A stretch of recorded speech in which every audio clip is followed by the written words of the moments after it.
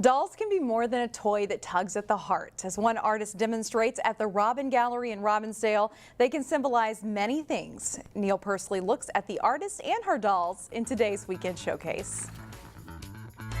So the general theme of these dolls is emotion. The Healing Doll exhibit at the Robbin Gallery is colorful, three-dimensional, and thought-provoking. Well, I was raised in a household that I was called doll. Barb Kobe is a very accomplished artist. And I've been doing it for over 20 years. Just last August, she published her first book, The Healing Doll Way. I was raised Catholic, and then I started studying women's spirituality and women's development. When she was in college, Barb wrote a paper on doll making and healing. So it was just this huge motivation. I was just driven to keep doing it and keep making the dolls. Barb attaches more to these dolls than simply fabric, yarn, and objects. I went to a doll making party with this doll group and I made this doll, and when I got home, the left hip was hanging out.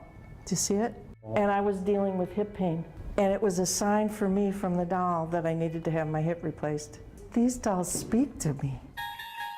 Normally, all these dolls live in Barb's home with she and her husband. What he said to me, he said, "I'm tired of having all these faces looking at me when I walk through the house. Let's have a show." So most all of the works that you see are available for sale. Another cool thing Barb has done is to place the page number of a particular doll where it's referenced in her book to get the backstory on it.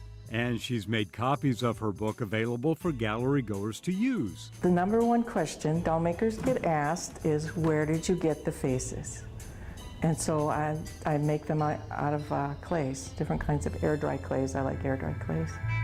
The Healing Doll exhibit at the Robbin Gallery has a lot to offer. For Weekend Showcase, Neil Persley, CCX News.